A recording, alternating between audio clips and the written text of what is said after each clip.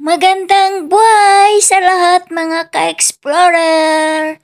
Kumusta? Kumusta ang lahat? God bless sa inyo mga ka-explorer. Today's video mga ka-explorer, tayo ay mag-prepare ng ating lulutuin. Itong lahat ng ating mga kailangan. Ito yung mga sangkap natin mga ka-explorer. Bihira lang ako nitong magluluto pero syempre paminsan-minsan kasi gagawa tayo ng masarap na ulam. Ito yung lutong Pinoy mga ka-explorer. Na kahit ganito lang, kahit wala pang subak yan, masarap na. Pero kailangan pa rin natin lagyan kung meron. Ito lalagyan natin to ng hipon. Matatagalan kasi tayo pag maghanda ng ating mga sangkap kasi maghuhugas at maghihiwa. Kaya diyan tayo matatagalan, di ba? Kailangan i-prepare muna ang lahat bago tayo magluto. Kasi siyempre yung ibang mga gulay kailangan mo pang balatan. Kaya gaya nitong kalabasa, binabalatan pa talaga natin kasi hindi naman pwedeng ihalo na merong balat. Lagi akong nagluto ng kalabasa pero lagi ko rin siyang binabalatan. Pwede rin namang hindi nabalatan, depende sa inyo kung ano yung gusto nyo. O sa akin, binabalatan ko. Kahit nga yung talong binabalatan ko. Kasi ganun din naman, hindi ko rin naman kinakain yung balat. Kaya ganyan. Napakatagal, kailangan mong magugol ng oras kapag ikaw ay maghanda ng ulam. Kasi sa mga sangkap pa lang, talagang kailangan meron ka ng oras para i-prepare ang lahat. Kaya tara, let's go mga ka-explorer!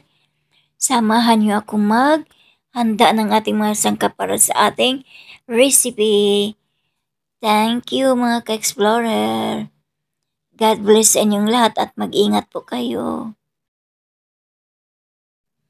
Ganito ang buhay sa kusina mga ka-explorer.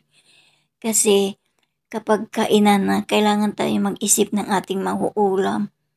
Kaya nakakalito kaya kung ano ang lulutuin natin, di ba mga ka-explorer? Pero syempre, kung ikaw lang mag-isa, walang problema yon. Kasi kahit nga mga talbos lang, ilaga lang natin, wala nang problema yun basta tayo makakain. Diskarte lang mga ka-explorer. Kapag hindi ka lang maarte, mabubuhay ka talaga. Hindi ka maano sa pagkain, hindi ka maselan. Meron kasing iba na ayaw ng gulay. Ako dati hindi ako kumakain talaga ng gulay.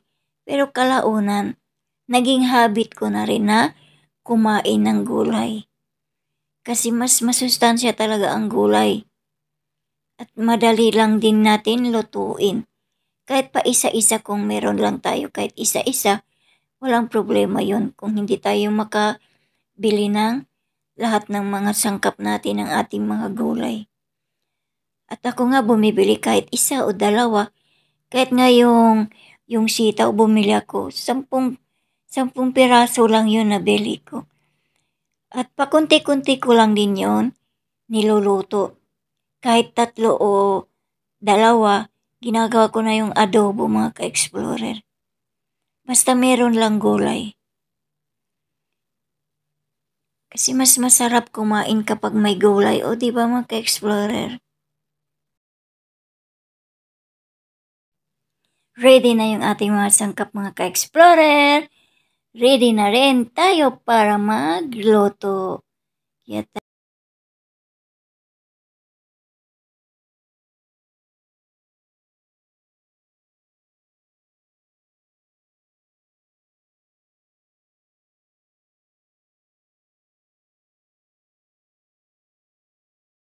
hello mga ka-explorer! Magandang buhay sa lahat! Ito na mga ka-explorer, tayo ay magluluto na. Ready na yung ating kawali, o diba? At inumpisan ko na magluto ng bawang para mas mabango ang ating ulam mga ka-explorer. At nilagyan na rin natin ng sibuyas at saka luya. Mas mabango ang ating ulam kapag nilagyan din natin ng luya, mga ka-explorer. At ito na, sinunod na natin yung ating hipon. Kaya sa bango pa lang nakakagutom na, mga ka-explorer. Niluto ko lang muna sandali yung ating hipon. At kukunin na rin natin ito mamaya. Kaya palutuin muna natin sandali. O yan na. Kaya tinanggal ko na yung ating hipon para hindi siya gaanong ma-overcook. Bago tayo magluto ng ating gulay.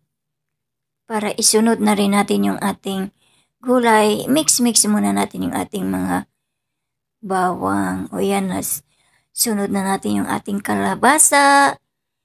Tuloy-tuloy na ito, mga ka-explorer, ang ating mga gulay. Kailangan natin ihalo na lahat para maluto muna siya.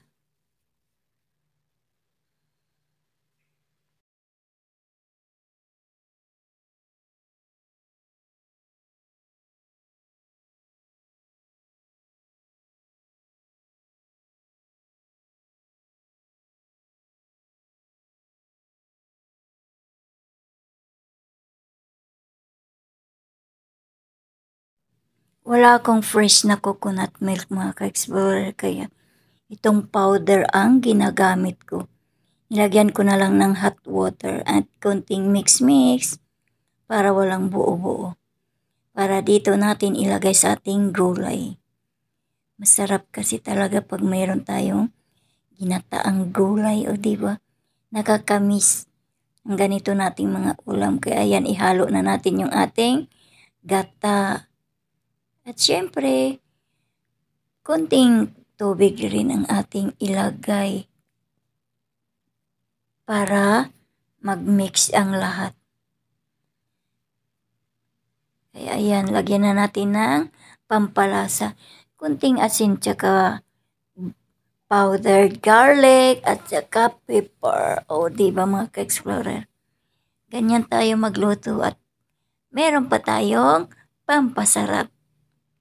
Kasi pag nagluto tayong mga ka-explorer, kailangan dagdagan natin ng pagmamahal kasi yun ang pinakamasarap sa ating luto, o diba? Para mas lalong gaganahan tayong kakain. At nilagyan ko rin siya ng lemongrass para mabangong mabango. O yan ang mga ka-explorer, oh. Sobrang yummy! Sobrang sarap. Hindi ko siya ganong minimix kasi madudurog yung ating mga gulay. Kaya kunting kahig-kahig lang dyan sa gilid, mga ka-explorer. At ilagay na natin yung ating hipon. Nasa ibabaw ang ating mga hipon, mga ka-explorer, o diba? Para mabilis nating makuha ang hipon. Kaya ganyan lang magluto, mga ka-explorer, mabilis lang.